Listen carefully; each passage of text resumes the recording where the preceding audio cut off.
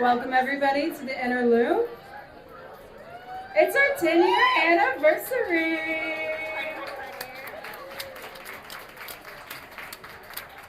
We're actually going to get started this time. We're not going to fake you out. As I said earlier, we're so grateful to you all for being here. The Inner Loop is nothing if not this community. Rachel and I are extremely proud of and inspired by what it has become over the last decade. I think all of you know us, but for those of you who may not, I'm Courtney and this is Rachel.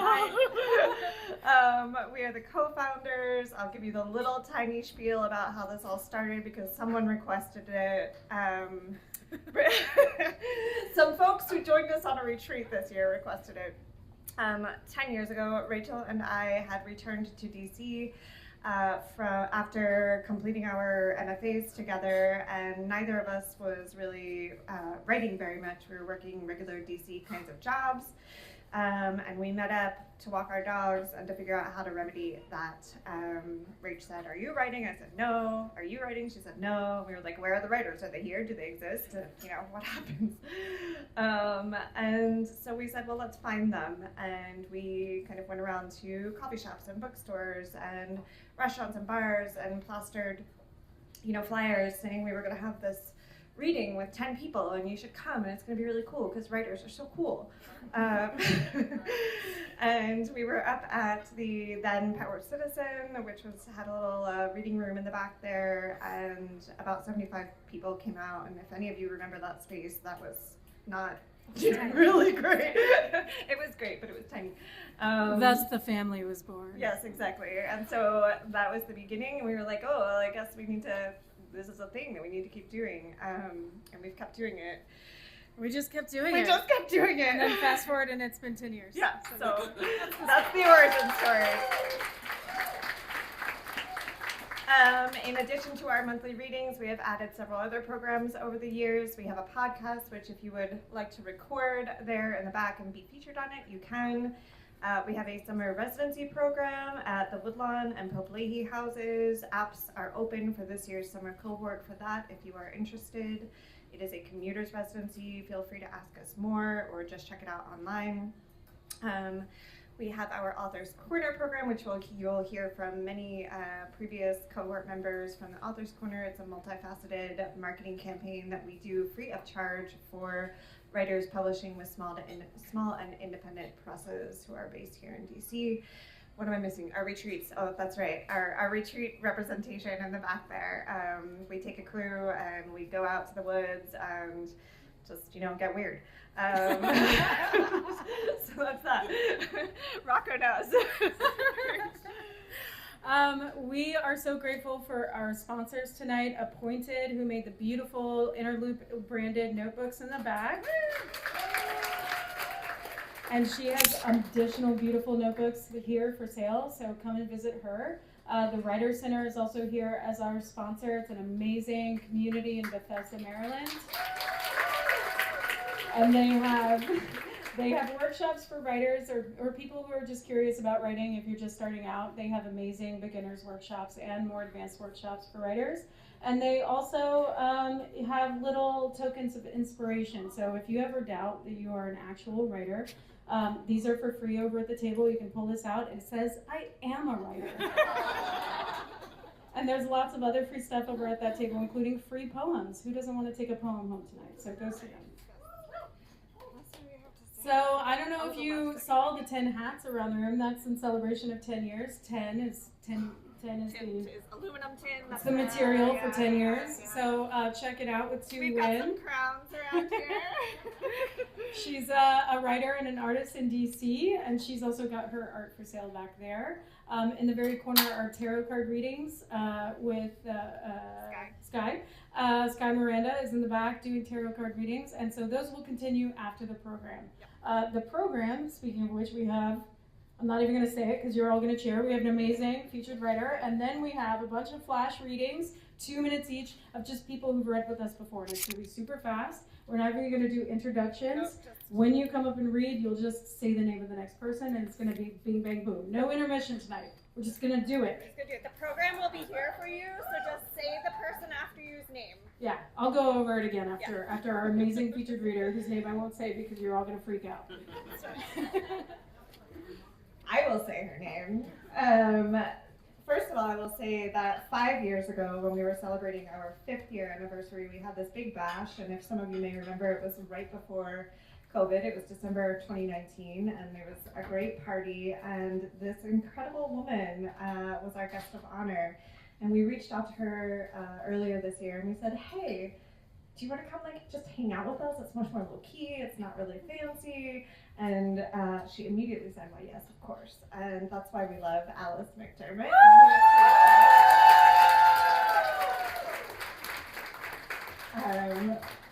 Yes, so Alice is joining us, born in Brooklyn and raised in Long Island. Our featured reader attended the State University of New York at Oswego and the University of New Hampshire. Her novels include A Bigamist Daughter, That Night, a finalist for the National Book Award, the Penn Faulkner Award, and the Pulitzer Prize. No big deal. At Weddings and Wakes, a finalist for the Pulitzer Prize, Charming Billy, winner of the National Book Award, Child of My Heart, and most recently, which we're super excited about after this, Alice has had a very busy year. She's currently a Richard A. Maxey Professor in the Writing Seminars up at Hopkins, and she has 3 children, lives here in Bethesda, Maryland, with her husband, who's also here this evening, and who is a neuroscientist, which I'm really excited about. Alice, welcome.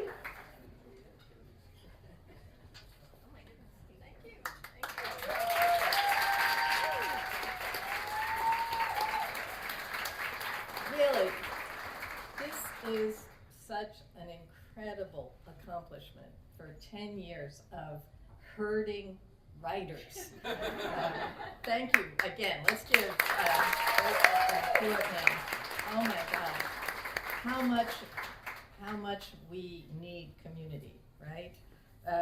So I'm going to try to keep this somewhat brief because I think you've got some wonderful readings ahead. So I never know, and I'm sure this is true of so many of you, I never know what I'm going to read until this moment. And I was sort of looking at the room, reading the room, thinking, is there anything in this new novel that has anything to do with writing? No. Is there anything in this novel that has anything to do with living inside DC? No. Anything about what we do? Well, I thought I've got one scene that takes place in a restaurant, all right? And ultimately, it's a scene that's about not looking away. And I think that's probably what all the poets and writers in this room are determined to do. Not look away. So the scene, about midway through the novel, takes place, it's 1963, it's Saigon. 2 corporate wives, one only 23 years old, the other one in her early 30s, kind of a dynamo, are raising money to bring little treats to hospitals and orphanages in Saigon. And one of their schemes is to sell Barbie dolls dressed in ao dais, the traditional Vietnamese dress. And, well, I think that explains it. So here it is. She was nice enough. Mara Lee was her name. She was tall, broad-shouldered, thick-armed, somewhat homely. These days, you might wonder if she hadn't been born a man. She kept her dark hair carefully curled, wore cat's eyes glasses on a chain, a cardigan over her shoulders, neat skirts, and sleeveless blouses. Charlene and I met her for lunch at the rooftop restaurant of the Caravel, and I sat mostly quiet as Charlene made her pitch. She wanted to display our Saigon Barbie on a table at the Brink, which is the Officers Club, with a simple sign-up sheet that Charlene would gather every morning as she delivered the previous day's orders. The money American dollars only, of course, would be left in a marked envelope, the honor system. If you can't depend on the honor system in the officers' club, Charlene said, then where? Merrily eyed the doll. Without much interest, it seemed to me, Charlene had propped up the Barbie in her ao yai and her non la on the little wire display stand that came with each doll. I thought our Saigon Barbie looked quite well cunning, and noticed a few of the other ladies who lunched, many of them military wives, glancing over as well. But what Marilee said, after a dramatic pause, was, "The poor you will always have with you."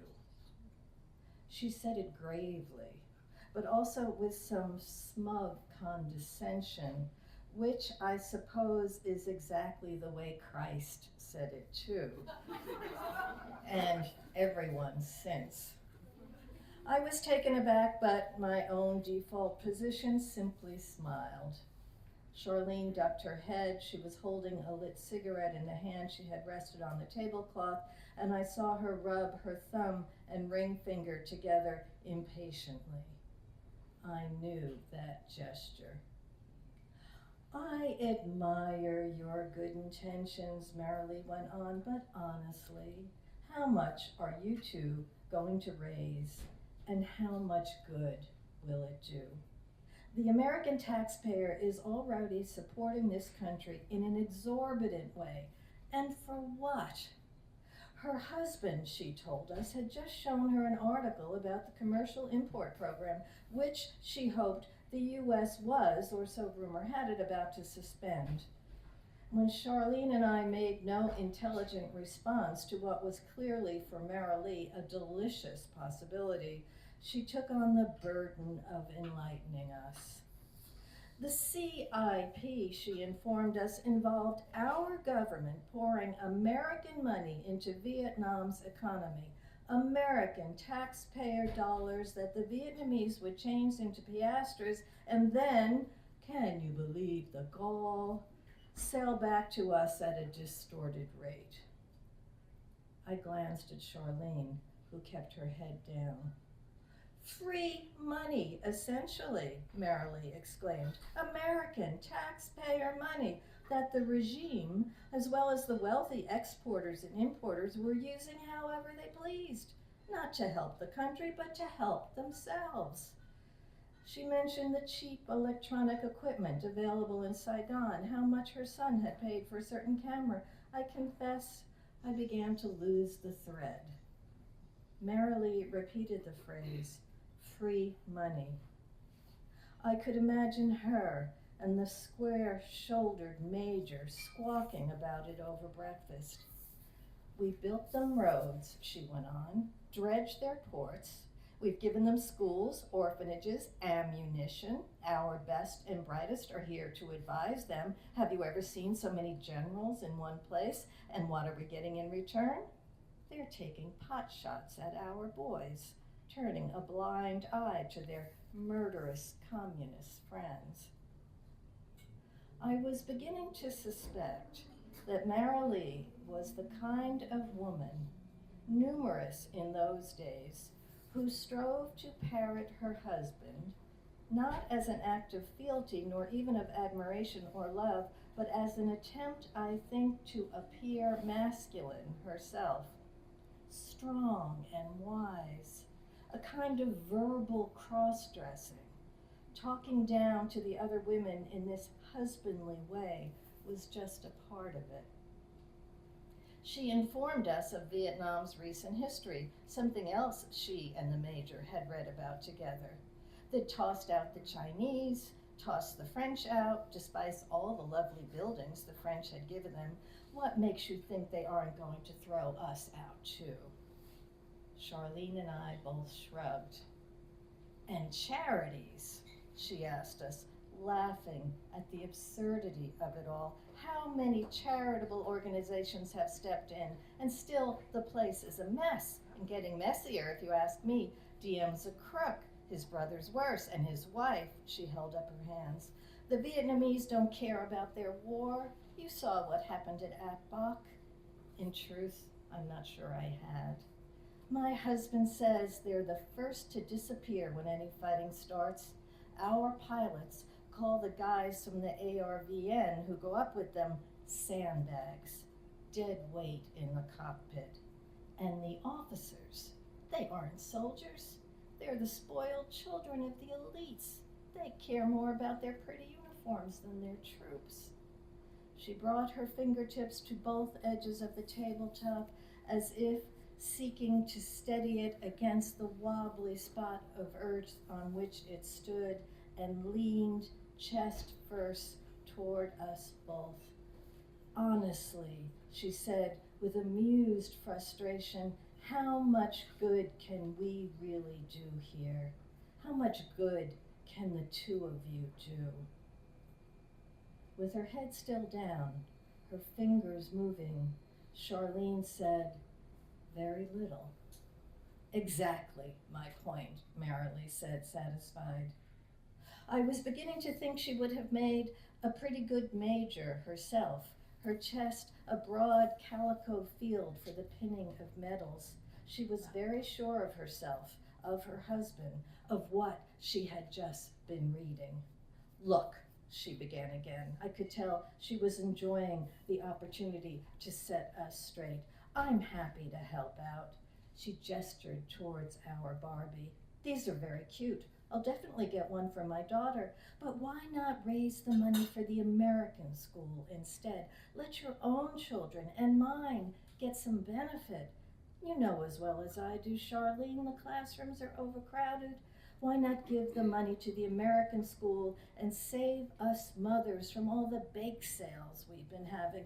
I mean, and here she seemed to make an effort to soften her expression, the children here, I have the deepest sympathy for them, but they aren't going to have their lives improved by a toy or a lollipop. Let's face it, their fates are sealed. Their fates were sealed the moment they were born in this God-forsaken place. Arrange an airlift if you really want to help. Get every newborn out of here. Get them American parents. She laughed at her own absurdity. Why kid yourself? Nothing less will do any good. As Marilee made her pronouncement, Charlene's short, well-groomed, but nevertheless painfully cropped fingertips, flickering impatiently under her cigarette, were the sole indication of her fury. But no other was needed. Marilee saw this too. The woman's breast was on the rise. The little bit of dark cleavage that showed above the top button of her blouse seemed to edge closer to her chin. And then, as if Charlene had offered some rebuke, though she'd said nothing, I saw Marilee's face grow stony. Her mouth, her rose-colored lipstick, drew itself into a firm line. She was an opinionated woman, certain of her opinions, that is, of her husband's opinions, and she was ready to talk some sense into us. She took off her cat's eye glasses, left them to dangle over her breast. Without them, her eyes seemed palely innocent, undressed, but in a sweet, even childish way. There's a real danger here, she said, and paused to let that sink in. I wasn't sure if she meant here at this table or in the country at large. There's a real danger in the bestowing of gifts upon the hopeless, only to inflate the ego of the one who does the bestowing. She paused as if to admire the way she had put this. She might have grown a little cross-eyed. A real danger, she said again. After she'd let that sink in, she added, it encourages self-righteousness in the one, even as it destroys self-determination in the other. Or so, I thought. says the major. Merrily returned her glasses to their perch, paused to let her eyes refocus. She executed an elaborate squint, like a man flexing his fist after he had struck a triumphant blow. And then she added, one more jab. The road to hell is paved with good intentions. With her head still bowed, Charlene put out her cigarette, straightened her spine, adjusted the napkin on her lap. Then she glanced at me, the slightest trace of her smarter than everyone smile. Charlene brushed back her hair, although it was already well tamed under a wide headband, drew in her breath as if to accept wearily the burden she bore. Then she looked up and aimed her green eyes at Merrily. On sundry days, mostly Thursdays, Charlene said, nearly whispering. We both had to lean forward to hear her. Clever girl. I've been visiting a leper colony out on the coast. It's a beautiful place, run by some French nuns. Some of our boys, our medics, have been going out there to do what they can, to do some good. Surgeries when our surgeons are available, but palliative care for the most part. And now and then I've gone with them. I shouldn't. I'm not authorized, but they indulge me, let me tag along because I bring a basket or two of our inconsequential little toys for the children. Little somethings for the adults as well, sweets and cigarettes, for the lepers. She smiled. I was certain she had added the subtlest drawl to her words. You can't imagine two things more incongruous, Merrily. The absolute beauty of the place, the beach, the blue water, and the white sand, the lovely trees, tamarind, pine, and the wonderful flowers, orchids and hibiscus, and the scent of jasmine, even roses. The buildings are lovely too, Merrily, French built, as you say, open corridors, beautiful tile floors, all of it immaculate. The sisters keep it very well. And you can't imagine how incongruous all that beauty is when you meet the patients themselves. The lepers, Merrily, the terrible distortions to face and limb, the grotesque transformation of the human form, the human face. You recoil. It can't be helped, Merrily. And then she turned to me. Isn't that right, Tricia? Of course, I had never been there, never even knew until this moment that Charlene had gone. Oh yes, I said. Merrily shot me a look. I moved my head, not quite a nod, a vague confirmation. Merrily's own unplucked eyebrows might have been arranging themselves into the one word, unauthorized. In careful cursive, her thoughts were that apparent. Charlene raised her elbows to the white tablecloth, gestured with her open palms. And that recoil, Merrily, that perfectly reasonable impulse to turn away, to gag, you might say, to close your eyes at the sight of this suffering is, to my mind, Merrily, a kind of evil. The poor woman made some sound of rational objection. She might have said, come now, or really, but Charlene stopped her with her palm. It's a very small evil, of course, she said pleasantly enough, that impulse to turn away. It's not murder. Nobody's getting corrupted. It's not even something we can be blamed for, really. A breath of a laugh. Surely we can't be held responsible for the madness of, she waved her fingers, creation.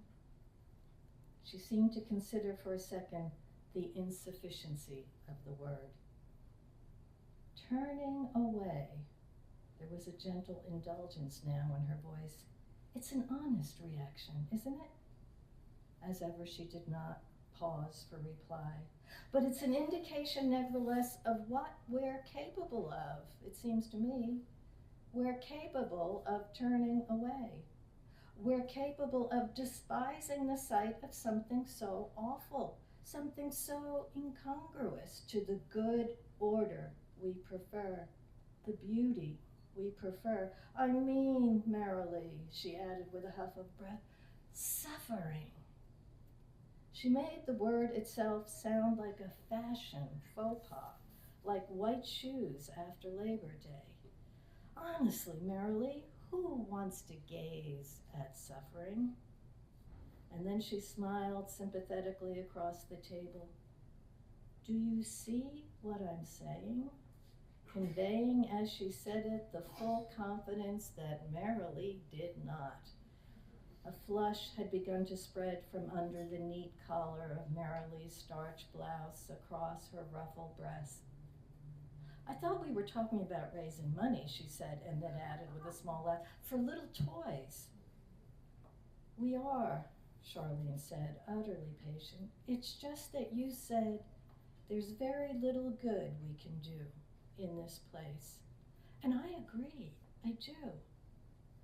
But that very little good might be just the thing required to stand against that very little evil, the impulse to turn away. Merrily laughed again, vaguely. This is all very philosophical.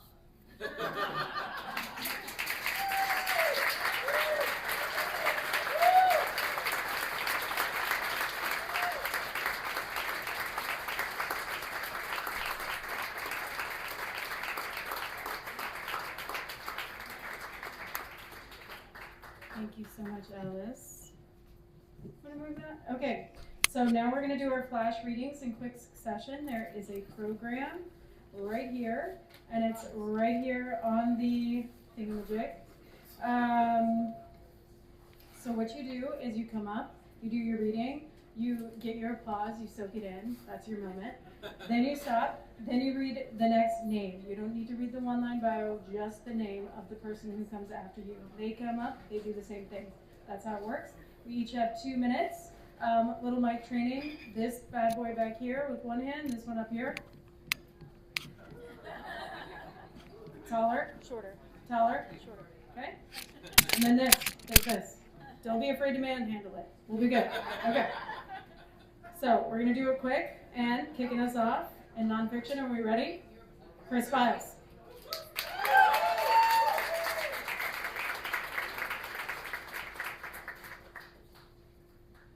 All right, I'm a little taller. Very smooth. I'm actually going to read a poem, so curveball. All right. Who here likes jazz music? All right. Some jazz, some moves. Sounds good. All right. So this poem's called That Beat.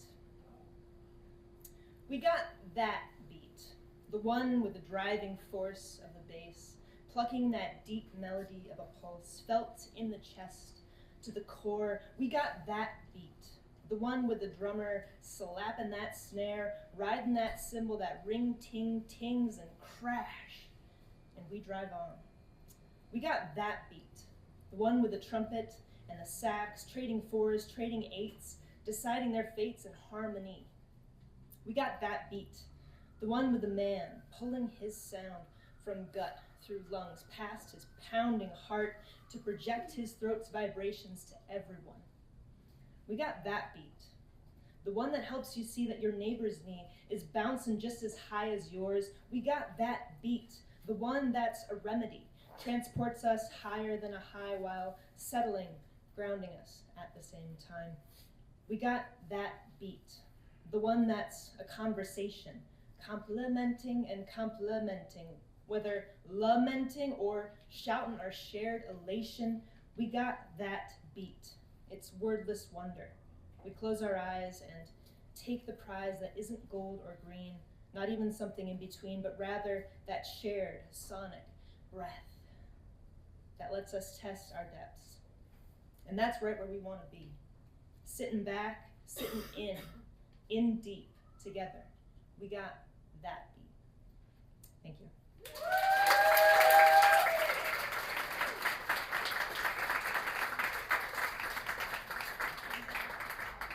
All right, I have the honor of calling up Rachel.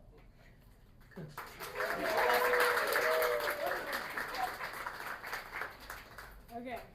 I realized my reading was on my phone, but I'm using my phone to record this, so awkward. Okay. The swamp. Alligators don't eat people, my oldest sister Jennifer assures us. They will if they get hungry enough, my dad counters. Our family of 6 just moved to Lake City, Florida from Houston, Texas. Driving into downtown Houston on I-10, my brother Stephen and I would anticipate the cluster of colorful buildings that rose from the crisscross network of gray bridges, ready to point out our favorites from the skyline. Stephen's was the mirrored cylinder that reflected the sun and clouds along its surface. Mine was the red brick building with 3 triangular roofs, each rising higher than the last. I loved the symmetry of it, 3 three-sided figures, each like a shadow of the one before it. When we asked Dad which was his favorite, he always chose something different. When I pointed this out, he laughed. I guess I love them all. Driving south on I-75, on the other hand, the roads slope and dip in the blaring sun for miles without ever encountering a building. Trees outnumbers buildings 100 to 1, and even when a building does come along, it's embedded with the landscape, never rising above a single story and never going deeper. Here, you're always on the edge of water, and it lurks just beneath the surface. The sign for Lake City says Gateway to Florida, which people think is nothing but beaches, but they're wrong. It's mostly swamp, a transition zone that is neither land nor water, but something in between. You'd better watch out if a gator gets a hold of you, my dad warns. Once they bite down on something, they don't let go. Then they drag your ass into the water and do what's called a death roll, spinning you around in the water until you're dead enough to eat. Our new house in the middle of the hill is the biggest we've ever seen, let alone lived in. A far cry from the cramped unit we occupied at Shadowdale Oaks apartment complex in Houston. Stephen and I felt like we'd struck gold which we sort of did, with my dad holding down a full-time job for the first time. We're now a 2-income family. But then we learned about the massive alligator living in the pond at the base of the hill, apparently fattening up on suburban life. Rumor had it the gator had eaten a neighbor's dog when it ventured too close. But they've got short little legs, Stephen objects. We could outrun them. Not so, my dad corrects. Gators are fast fuckers, even on land. They'll catch you all right. I'd climb a tree, I offer. Good luck. Damned if the bastards can't jump 5 feet into the air. My dad shakes his head as if in disbelief. But I tell you, there is a trick to escaping a mean gator. Stephen and I listen closely. You gotta run in zigzags. My dad traces an imaginary path to safety in the air. Remember that, because they're fast, but they can't turn for shit.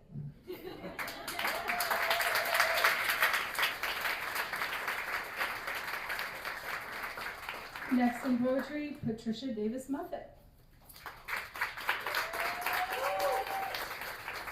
Hi everyone.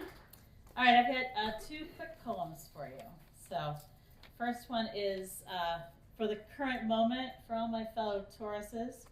Taurus in the night sky.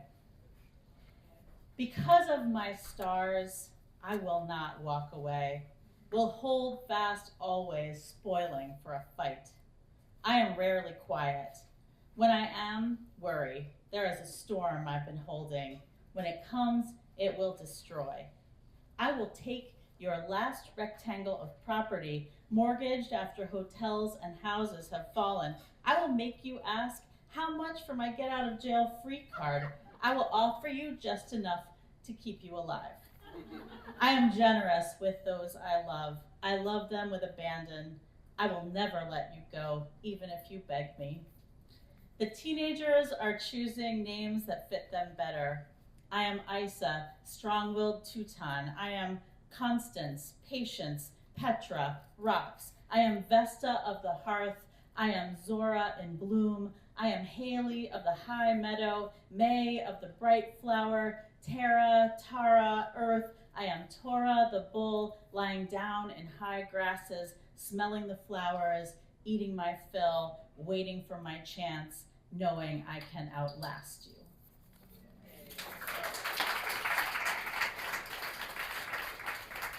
And this one is a new one, What It's Like to Be Human. You will walk barefoot around your dry winter house, all day. Over time, your feet will callous and crack. You will go to the nail salon at the strip mall, and just when you close your eyes and exhale, the little girl in the chair beside you will glimpse the cheese grater grinding your feet and gasp. You will live in half a room, or you will live in 5 rooms when 2 would be enough. Your cat and beloved dog will die. You will walk down a street you have walked 1,000 times, and a dog you've never met will lick your face. A cat with a limp will follow you home and claim you. You will mean to make that phone call, return that email. More often than not, you will fail. Some days you will hold a clipboard in hand, tuck a pencil behind your ear, and take on the world. Some days you will lay on the floor face down and wonder how you'll ever get up. If you're lucky, someone will sit down on that hard floor, stroke your hair as your mother did, rub your calloused feet, and say, "It's okay, let's just stay here. Let me bring you a cup of tea. Let's add a few grains of salt to make it taste less bitter."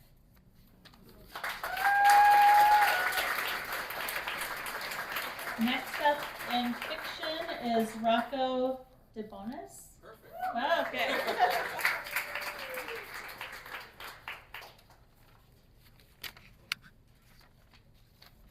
This is called Always Crashing in the Same Car. My ex-wife and I are driving back from the city after visiting the memorial in front of David Bowie's apartment. Flowers, flickering candles, and people singing Starman. He died yesterday. Maya drives in dark sunglasses, though it's the darkest hour of morning. All the windows are open, her hair a silver whirlwind. She's been a redhead, and a blonde, and a brunette. I've fallen in and out of love with all those Mayas. Now I wonder whether I'm falling in love with this latest Maya. Instead of telling her this, I complain about how addicted everyone is to their phones. Maya says, "If you hate your phone so much, throw it out the window." So, I throw my phone out the window. Maya says, "I ain't turning around, asshole." And I say, "Neither am I." Something that sounded cooler in my mind than out loud. The ride home is long enough for me to regret throwing my phone out the window. Long enough for us to grow bored. We play a game. I try to remember everything I know about David Bowie without looking at my phone, which is in pieces on the side of the Long Island Expressway. I say, David Bowie was born with 2 blue eyes, or 2 green eyes, I'm not sure which. Some guy who didn't like his long hair and man dress punched him in one of his eyes, and that eye changed color, either blue to green or green to blue. Maya shouts, "Wrong." His friend punched him in the eye over a girl. "That's not right," I say. "Look it up," Maya says. "Oh wait, you can't." We don't talk the rest of the way, at least I don't. Maya crashes in my motel room. I propose sex, but she says, "Nah," which is a relief. At our age, it's just nice to have companionship. It's depressing to drink alone. As she showers, I grab her phone and try to guess her passcode. She comes out of the bathroom and laughs at me. A laugh that sounds like a smoker's cough. Her hair is dripping. Her sunglasses are gone. Both of her eyes are brown. She's wearing black leggings and the Aladdin Sane t-shirt she's had since high school. Over the years, it's shrunk and she's grown. She keeps tugging it down to hide the C-section scar our only son Anthony left behind. All at once, I know the passcode to her phone. I know her passcode, I know her eyes, I know the scar on her belly, and every silver hair on her head. Thanks.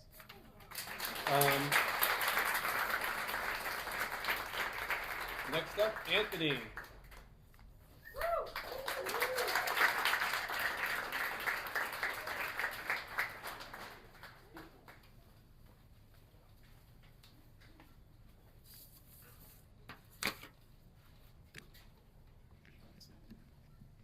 Hello? All right. Philip K. Dick's most successful book during his life was The Man in the High Castle, set in a 1960s North America split between Nazi Germany in Imperial Japan. In High Castle, the character Juliana reads the controversial novel The Grasshopper Lies Heavy, set in a world where the Allies won. Juliana tracks down the author, who admits he wrote it through constant use of the I Ching, an oracle of 64 six-line poems queried by flipping coins. In this, I feel Dick prefigured artificial intelligence as we are coming to know it. Not the android, built to work, but who, like Bartleby, would prefer not to. Instead, an engagement of human, random, and binary. 64 is 2 to the 6th.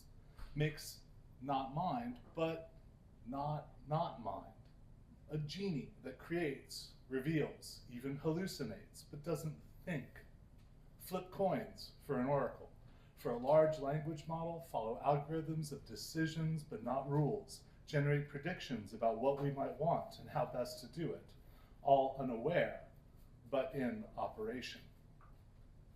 Dick was a Gnostic, a believer in the ancient, endlessly attractive heresy we now call the Matrix, that a failed false world imprisons us outside the true good universe. In High Castle, the I Ching brings truth to a world collapsing from its unreality. In our world, intelligences design not novels, well, not just novels, but reality. Reading burned, unopenable scrolls, accounting for invisible light and space, curating playlists, finding cancers, identifying terrorists. Maybe Dick foresaw not just the genie, but its cause and effect, that with its arrival, things were coming and will come undone. It sometimes feels like our reality is also collapsing. Thank you.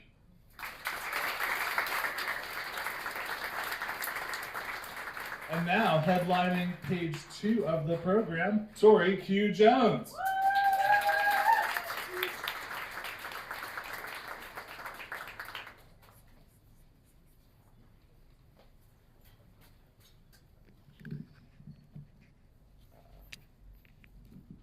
Okay, there we go.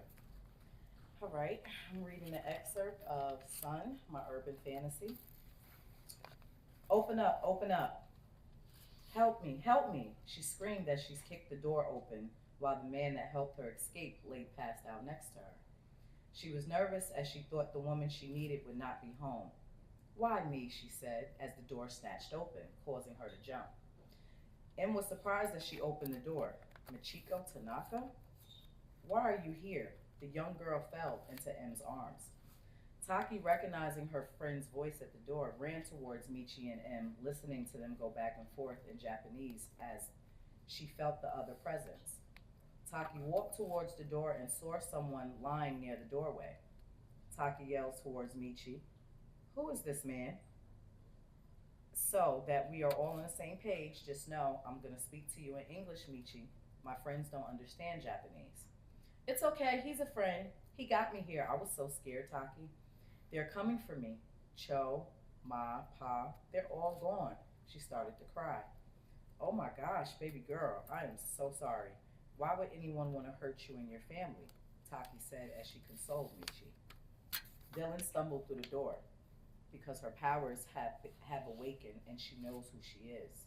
He passed out again as he crossed the threshold.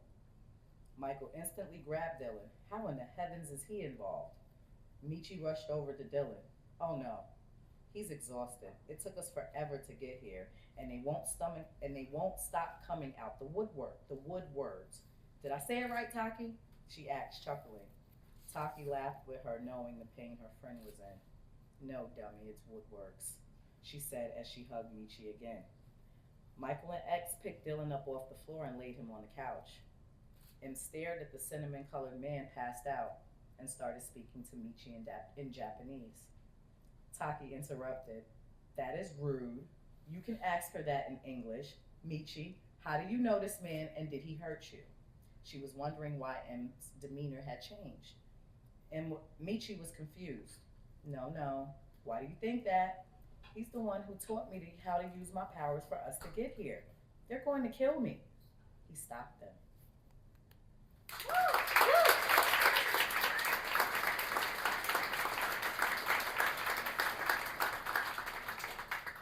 So next we have Dan Knowlton.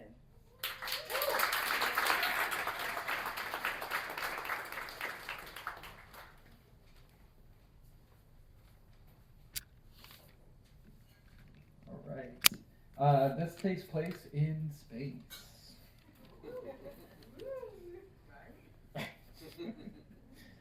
I often end the day in my usual seat in the back right corner of the viewing deck. Tonight, I watched people come and go, including a young man and a woman who seemed newly coupled, walking with fingers entwined, their bands clacking together at their wrists and blinking in tandem with like-hued lights. They seemed drunk on the heady newness of each other, marveling at the viewing deck screen of stars scattered across the black like a spray of salt. They sat just in front of me, as if no one else was on the deck, as if they were the only two people in all the ring. They brought their heads close, touched temple to temple, their eyes tracking the same stars and lines. "What do you see?" he said. "There's a frog, and there, its pond." "Have you ever held a frog?" he said, and turned his head to speak into her ear. "The skin is unlike anything you'll ever touch, like soft, living rubber." The screen is massive and flush with the wall, 5 times my height from top to bottom, 10 times as wide.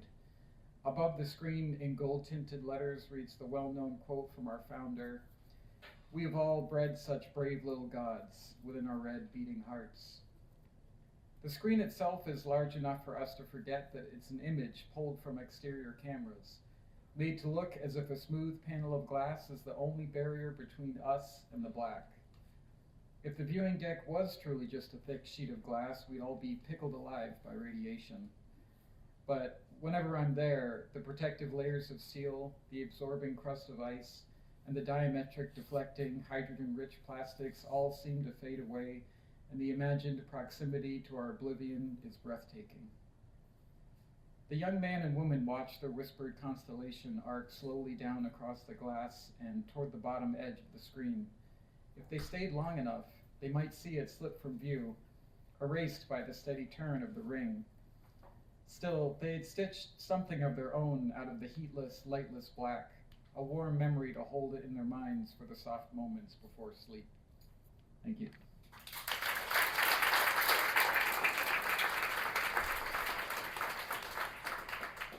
And next up is Dominic Nerd McDonald.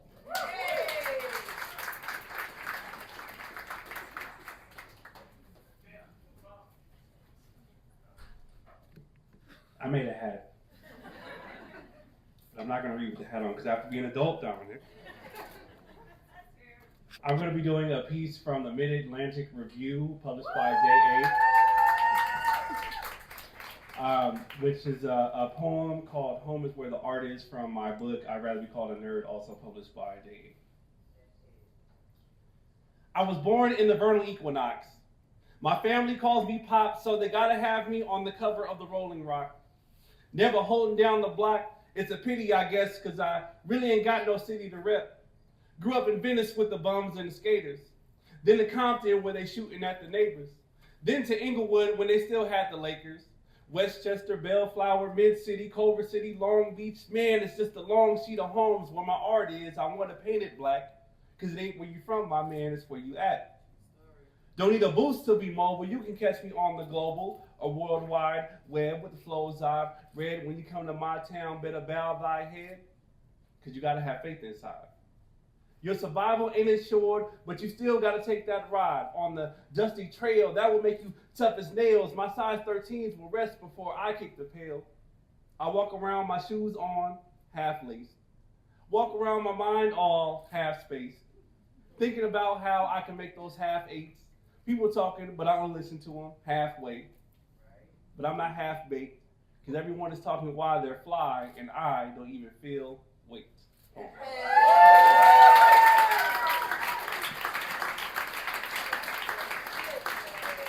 So, next up, reading fiction will be Aeriel Merillat.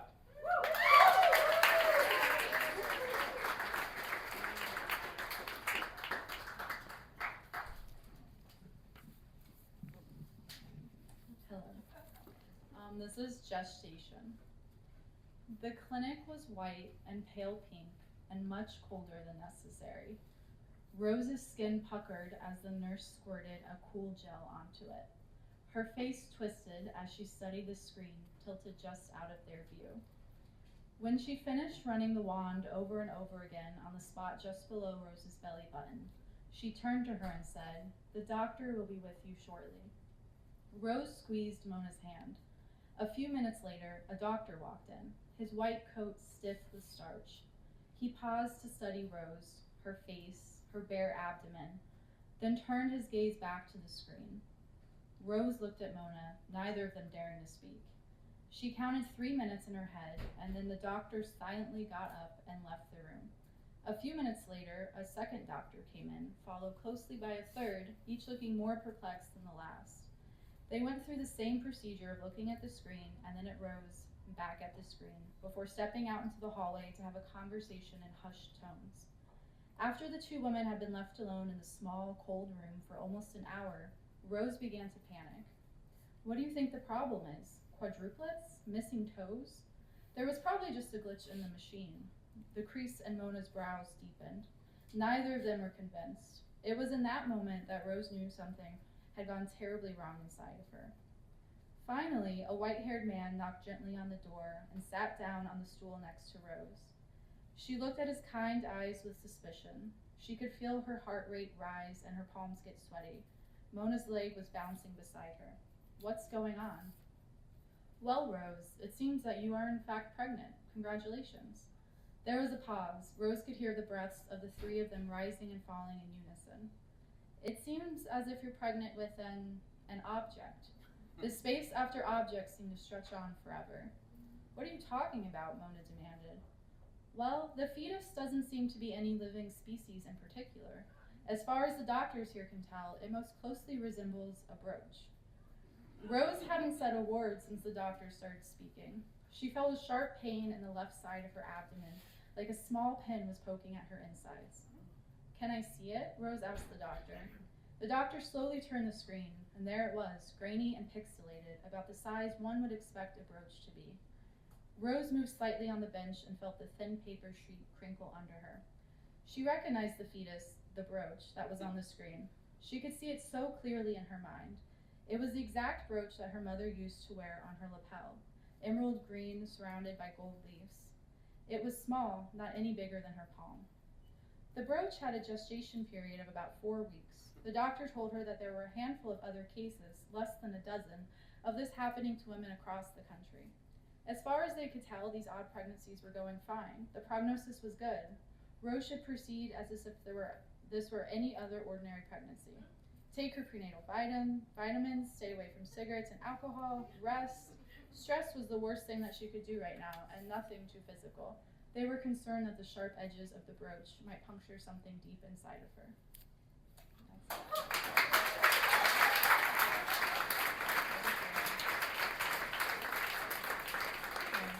Next, in nonfiction, is Ofelia Montelongo.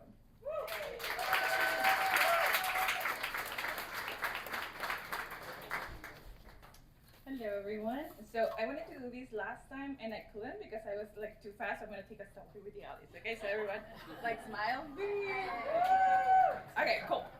So thank you everyone. So my piece, I'm gonna do just a really quick excerpt. So this is a letter to a guy, like to an older guy who went to our home for a study abroad because my dad was a principal and he was a principal. So he was the first American I ever met.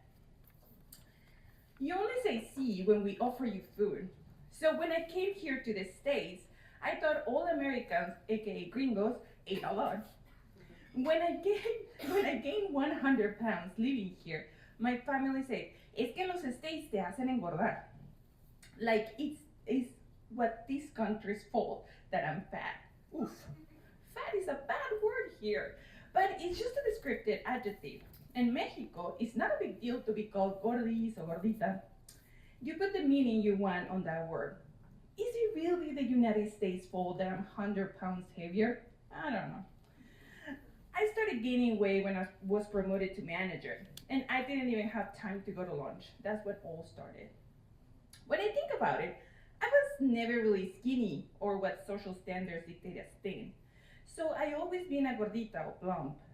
Did I tell you that I was born almost 5 kilos? That's 11 pounds.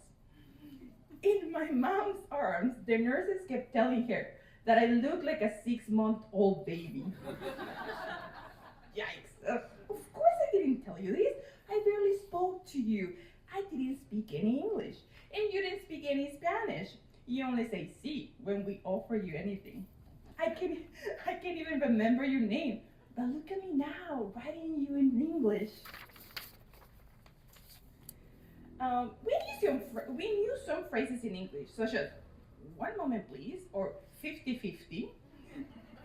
And I think that's it. We talked with our hands. While eating dinner, you wore a suit, and we asked you if you had any children. You shook your head. You had enough at school. We show you the bowls full of food in the middle of the table and how we pass them around, and everyone chooses what to eat. You ate a lot of tacos. Another night, we took you to a hot dog car a couple of blocks from home. You ate 2 hot dogs con todo with all the works. I think you love Mexican food, mainly my mom's food from the first night. That night, my mom cooked arroz, carne molida, y sopa. Having dinner at that table, I never imagined I'd be living on the other side where you live. I was supposed to stay and become something or someone in Mexico. And then I became you. ... You have to read it.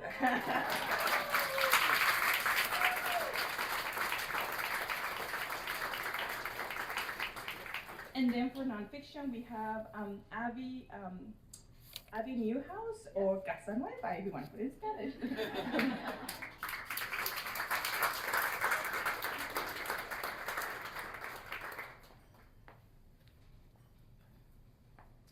People used to call me Casa Nueva when I lived in Texas. That was a good callback. Okay. Drive along I-15 in Salt Lake City and you'll see billboards papered with women's bodies, breasts wrapped in red satin bows, flat, tanned stomachs, the perfect arched eyebrow, straight white teeth. Make your inner beauty jealous, one of them says. Beyond the billboards is the cityscape, the mountain ranges, the holy white temple with its spires reaching towards the sky. In the car, I'm trapped, hurtling towards wherever, stuck in a body that's never quite been my own. Youth in the Mormon Church lived according to a pamphlet called For the Strength of Youth, a Guide to Making Choices, that stated we should feed our bodies good food, listen to good things, avoid tattoos and piercings, and dress modestly. The rules oscillated between what we could do to ourselves and what others could do to us. Never kiss someone while laying down, no sex outside of marriage, turn to God to avoid temptation. The body was a temple, pure and holy and untouched, and I was to protect it.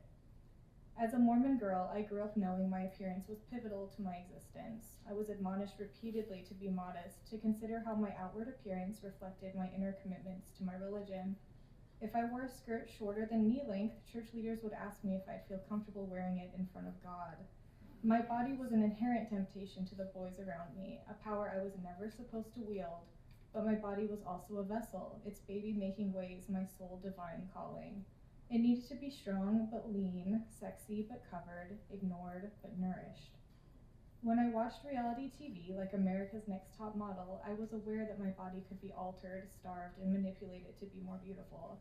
I would lie down on our carpeted basement floor in front of the television and do sit-ups during commercial breaks. My mind was already an obsessive place, and bodies were in every corner. Every woman was an example of what I could be if I just tried something new. I couldn't escape what I needed to be and what I could force myself to be, even in a simple car ride down the interstate.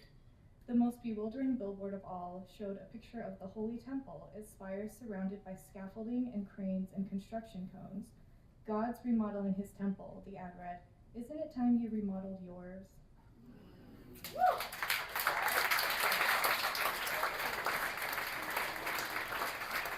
Up next is David Pfeferman.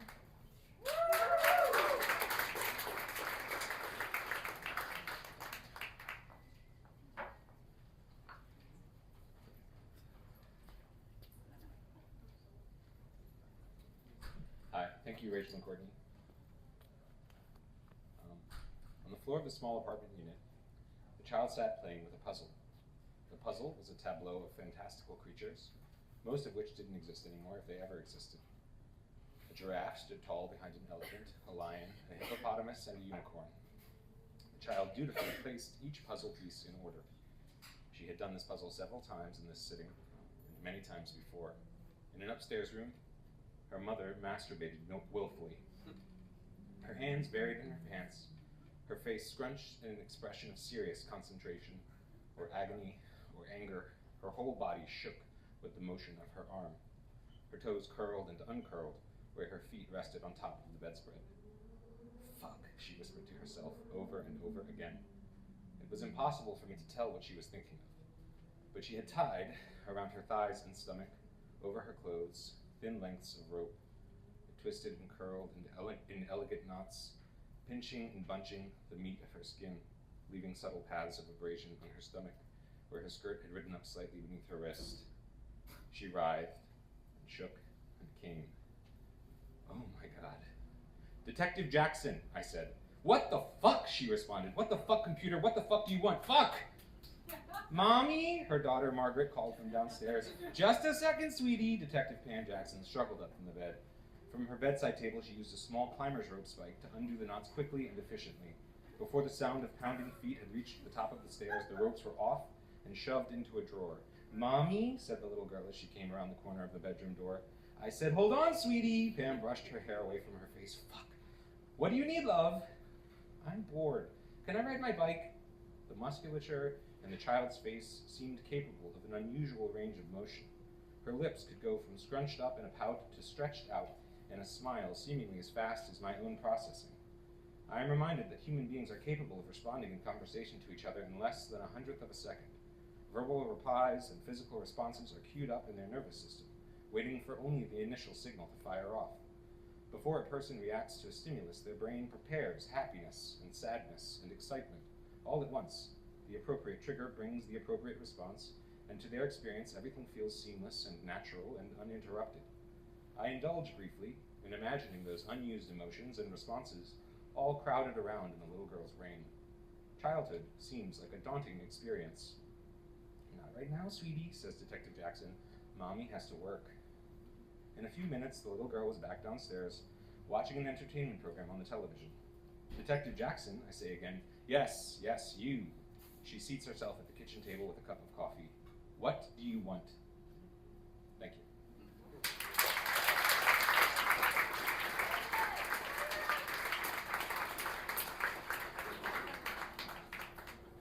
Next up in fiction is Austin Ross.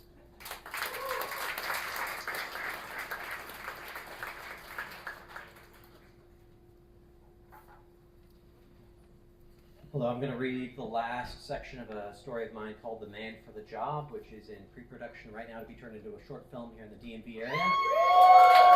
And I wrote it in second person and present tense just to piss as many people off as possible. So I hope you're upset. After coffee the next morning, you say goodbye to Karen and Drew and drive to the airport. Your father is still sleeping off the previous night and return the Hyundai to the rental place. You sit outside your gate with that week's copy of Time. On it is the picture of an anxious-looking baby facing the camera. Above it, in blue letters, are the words, "Want to know my future?" Your phone buzzes. It's a text from your father, a simple, "Have a good flight," his way of apologizing for the night before. You don't answer him, not yet at least. What would you tell him? What is there to say? When you board, you hear an old man a few rows back talking to another passenger who looks like he's maybe 17. You turn in your seat to watch. The young man pops out an earbud, listens as the old man explains that he and his wife don't have seats next to one another. Would he be willing to swap seats so they can sit together? The kid says no and puts his earbud back in. You imagine yourself standing up, grabbing the kid's pillow so his head knocks against the window pane. You just stand there silent and strong, like the man with no name from those spaghetti westerns, and the kid would slink off down the aisle in shame. The couple would thank you over and over again for letting them sit next to one another for the flight. You'll raise your hand to absolve them, but out of their immense gratitude, they'd still repay you with a pair of mini wine bottles during drink services. You startle as you realize the flight attendant is standing next to you. You set the magazine aside, and the attendant explains the requirements that come with sitting next to the emergency exit. and asks if you are able and willing to carry out those responsibilities. You nod at the attendant and smile, say, "You bet." The attendant moves down the aisle, making sure trays are fastened and overhead compartments latched. You pick up the magazine again. Ahead of this sad baby, you can see its future solidifying like poured cement, all the failures of nerve and the long streaks of cowardice and silence that can characterize and overwhelm a life, and you desperately want to call the flight attendant back and say, no, you must have mistaken me for someone else. I am not the man for the job. But instead you slide the magazine into the pocket of the seat in front of you and tell yourself you'll be a better man starting now. The force of the engines pushes you back into your seat. Below, the world falls away just out of reach. And up next, in poetry, is the one, the only, Courtney L. Sexton!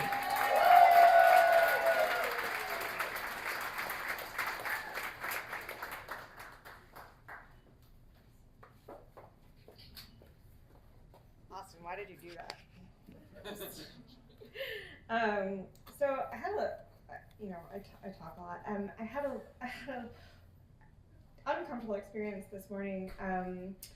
I almost got T-boned at an intersection, and the car was going like 50 on New York Ave and ran a red light, and I just sat there for a little while with a green light blinking at me, and was just kind of like, okay, that's time really does slow down in those moments.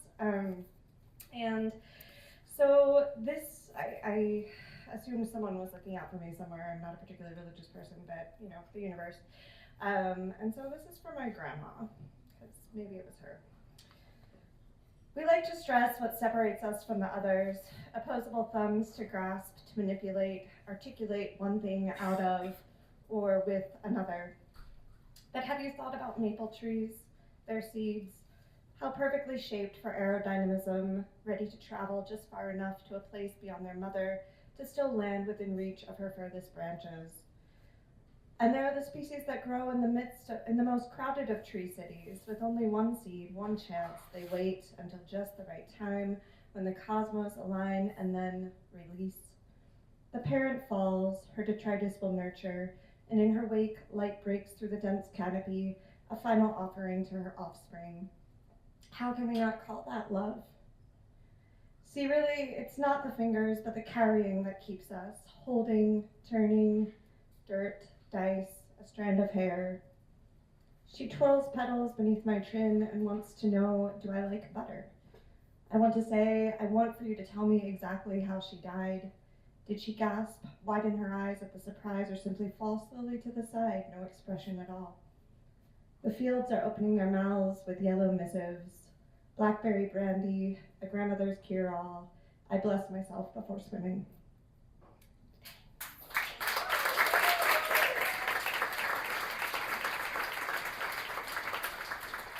Okay, next up with some more poetry is Willona Sloan. Woo!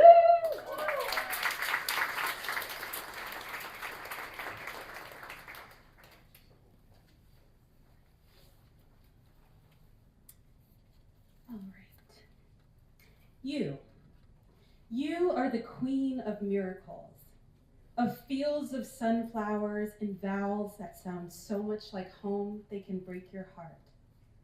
You are the queen of green waters, of mountains that don't even care to look down and remember the earth, of softly hummed melodies and pens full of smooth black ink.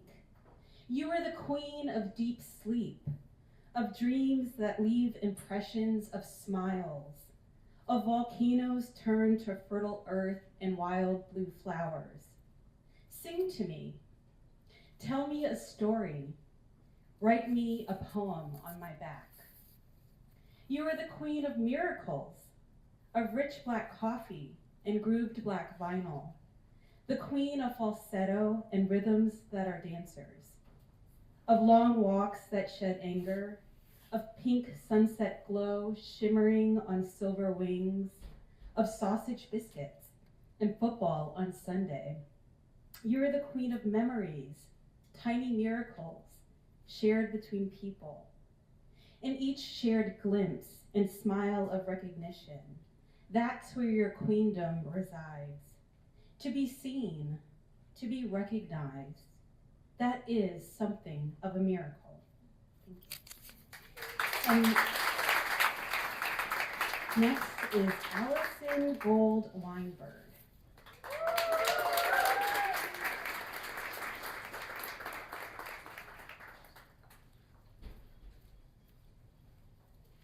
Well, it's my job to close out the night, and I take it very seriously. I am going to return, I think, a little bit to where we started, and the idea of not looking away with two very short poems. War-torn sonnet, unbearable, tiny, yellow, fists unfold over the gate, can't wait, gather me, I won't. I'm not ready for Scythia. I need winter's eraser still to smudge the sky, call off the crocus. Daffodil, bend your stem. Spring is for children. I pick them.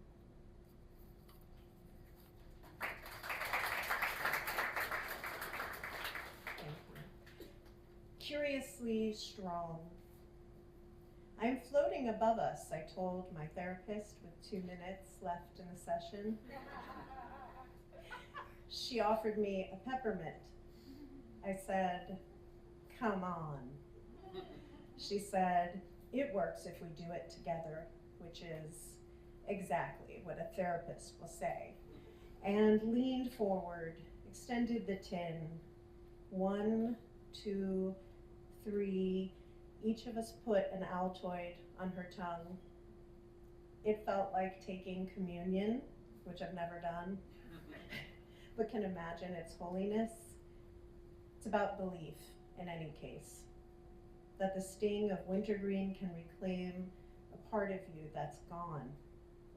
It is faith in the wall clock, in the never-ending box of tissues, in the scarf that I knitted that sits on her windowsill. Thank you.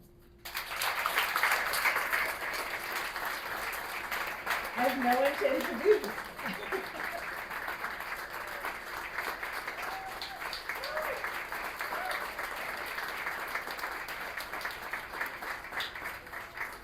Okay, if your hands don't hurt yet, let's have one more round of applause for everyone who had the best tonight.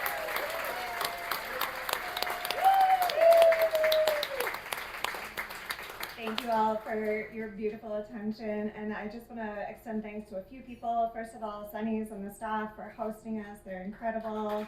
And yes, again, our sponsors at the Writers Center and Appointed, our amazing staff at the Inner Loop, Dan, I'm Tony, Big Torrie D, Abi, and Aeriel, who's creeping around over here. And just all of you for showing up. We really appreciate it. And Alice, of course.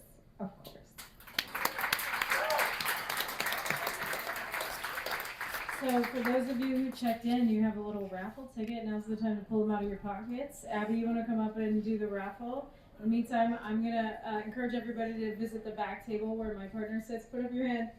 James. Oh yeah, I meant to thank him also. Shit. James is James Skinner in the back. He does all of our audio and visual for us. Go to visit him and record a line, and you can hear your voice on the Inner Loop Radio, which, you know, it's basically famous. Yeah. Come on up, Abby. All right, so is this for the mug or the tote? We're doing the mug or the tote first. What do you guys think? Mug? No cheers. Tote? All right, tote first. Here we go. Okay. Ticket 7220702. 702 at the end. Hey! Brilliant! Okay, and now a mug. Anybody who didn't get a mug? They're good for coffee, tea, liquor, whiskey. Last 3 is 670. 670 for the mug. Anybody going, hey, David Pfeferman! Love it. All right, guys, we have until 10 p.m. out here on the patio, so visit the tarot card reader, the 10 table, a writer center, Appointed, the radio table, and party and have fun, and we love you. Good night.